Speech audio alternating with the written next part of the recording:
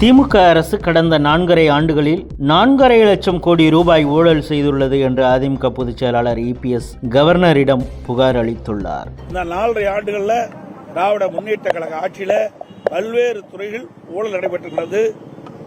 அந்த ஊழல் நடைபெற்ற என்னென்ன ஆதாரங்கள் வேணுமோ அதையெல்லாம் நாங்கள் கொடுத்திருக்கின்றோம். இந்த புத்தகத்தில் முழுமையான விவரங்கள் நாங்கள் கொடுத்திருக்கிறோம்.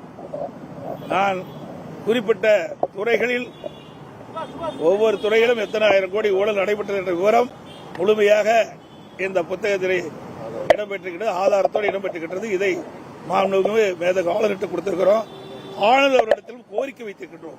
இந்த 4.5 ஆண்டு காலத்தில் பல்வேறு துறைகளில் நடைபெற்ற 4 லட்சம் கோடியை இதை ஒரு விசாரணை கமிஷன் அமைத்து விசாரிக்க வேண்டும். இந்த விசாரணை கமிஷனுக்கு உச்சநீதிமன்ற ஓய்வு பெற்ற நீதிபதியை நியமிக்க வேண்டும் என்று கோரிக்கை வைத்திருக்கிறோம்.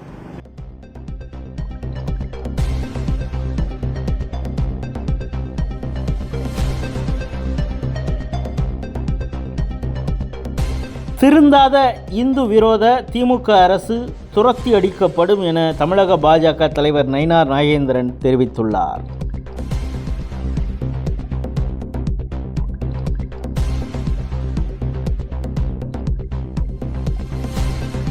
திமுக அரசு இனியாவது தனது அதிகார துஷ்பிரயோகத்தை நிறுத்திக் கொண்டு நீதிமன்ற தீர்ப்பினை மதித்து முருக பக்தர்கள் தீபத்தூணில் தீபம் ஏற்ற அனுமதி வழங்க வேண்டும் என தமிழக பாஜக முன்னாள் தலைவர் அண்ணாமலை தெரிவித்துள்ளார்.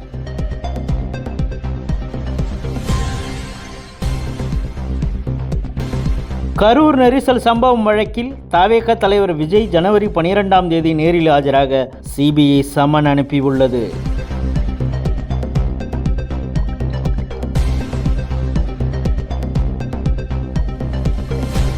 திமுக மற்றும் இந்தி கூட்டணி இந்துக்களுக்கு எதிரானது என்பது தற்போது அம்பலமாகி உள்ளது என மத்திய அமைச்சர் பியூஷ் கோயல் தெரிவித்துள்ளார்.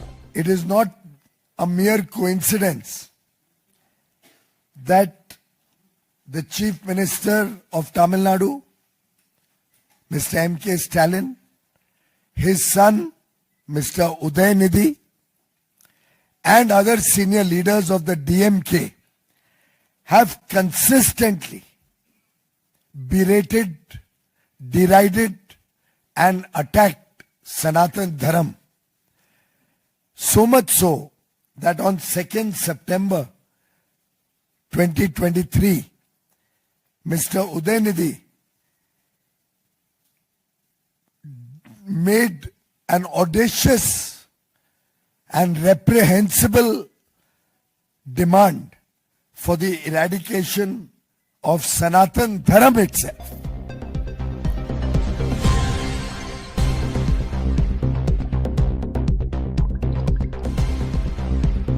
திருப்பரங்குன்றம் தீபத்தூணில் தீபம் ஏற்ற வேண்டும் என்று உயர்நீதிமன்ற மதுரை கிளை வழங்கிய தீர்ப்பை எதிர்த்து உச்சநீதிமன்றத்தில் மேல்முறையீடு செய்யப்படும் என அமைச்சர் ரகுபதி தெரிவித்துள்ளார். நாங்கள் தமிழ்நாடு அரசு எல்லா கருத்துக்களையும் எடுத்து வைத்து வாதாடி இருக்கிறது.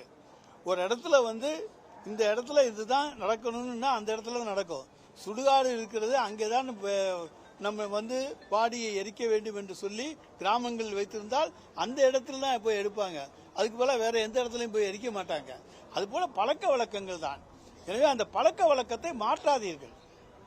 இதுவரை எந்த ஆதாரமும் இல்லாத ஒரு இடத்திலே எதற்காக இப்படி ஒரு தீர்ப்பை கொடுத்து தமிழ்நாட்டிலே ஒரு குழப்பத்தை உருவாக்க முயற்சிக்க வேண்டும் என்பதுதான் எங்களுடைய கேள்வி. அதை அடுத்து உச்சநீதிமன்றத்துக்கு உடனடியாக எடுத்துச் செல்வோம். நிச்சயமாக அங்கே நல்ல தீர்ப்பை நாங்கள் பெறுவோம் என்கின்ற நம்பிக்கை இருக்கிறது.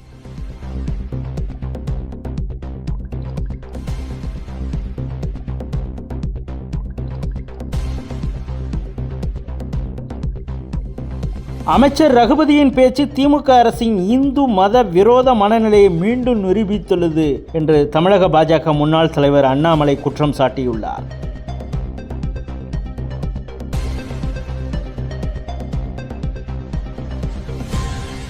தமிழகத்தில் அரசியல் கட்சிகள் பொதுக்கூட்டம், ரோடு ஷோக்களுக்கான நிலையான வழிகாட்டு நெறிமுறைகளை தமிழக அரசு வெளியிட்டுள்ளது.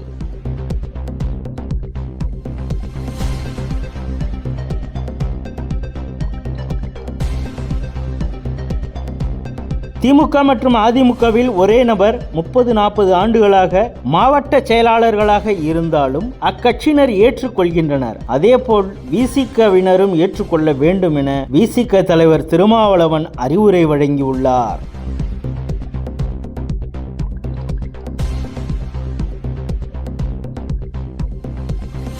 கூட்டணி விவகாரத்தில் அரைவேக்காடாக தான் தோன்றித்தனமாக செயல்படுவோர் காங்கிரஸ் தொண்டர்கள் அல்ல என தமிழக காங்கிரஸ் தலைவர் செல்வ பெருந்தகை தெரிவித்துள்ளார்.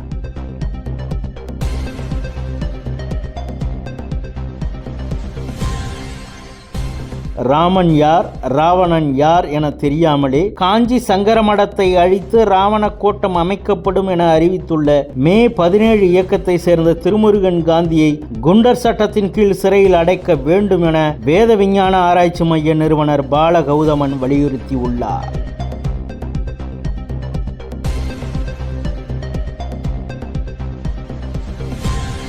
டெல்லி கலவர வழக்கில் JNU எனப்படும் ஜவஹர்லால் நேரு பல்கலைக்கழக முன்னாள் மாணவர்கள் உமர் காலித், சர்ஜில் இமாமுக்கு ஜாமீன் மறுக்கப்பட்ட நிலையில் பிரதமர் மோடி, மத்திய உள்துறை அமைச்சர் அமித்ஷா ஆகியோருக்கு எதிராக அப்பல்கலைக்கழக மாணவர்கள் முழக்கமிட்டது சர்ச்சையை ஏற்படுத்தியுள்ளது. இதற்கிடையே பிரதமர் மோடி, உள்துறை அமைச்சர் அமித்ஷாவுக்கு எதிராக முழக்கமிட்ட மாணவர்கள் மீது FIR பதிய கோரி டெல்லி போலீசுக்கு JNU பல்கலைக்கழக நிர்வாகம் கடிதம் எழுதியுள்ளது.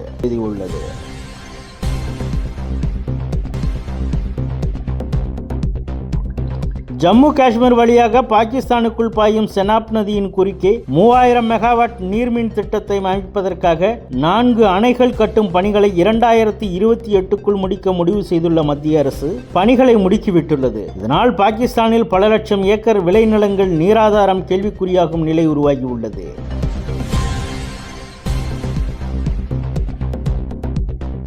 பாகிஸ்தானுக்காக உளவு பார்த்த ஜம்மு காஷ்மீரை சேர்ந்த 15 வயது சிறுவனை பஞ்சாப் போலீசார் கைது செய்து விசாரித்து வருகின்றனர்.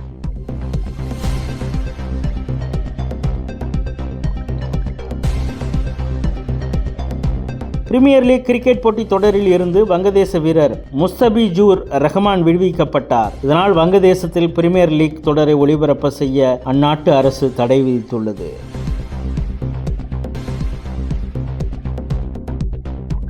வங்கதேசத்தில் கடந்த 21 நாட்களில் மட்டும் இந்துக்கள் 6 பேர் கொல்லப்பட்ட சம்பவம் பெரும் அதிர்ச்சி ஏற்படுத்தியுள்ளது.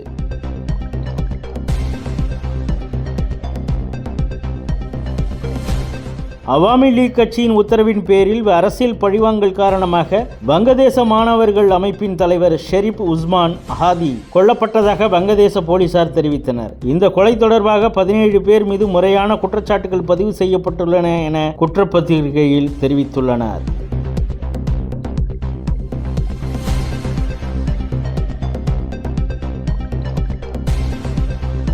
ட்ரம்ப் ஒரு கோழை, முடிந்தால் என்னை கைது செய்யுங்கள், உங்களுக்காக காத்துக்கொண்டு இருக்கிறேன் என்று கொலம்பிய அதிபர் சவால் விடுத்துள்ளார்.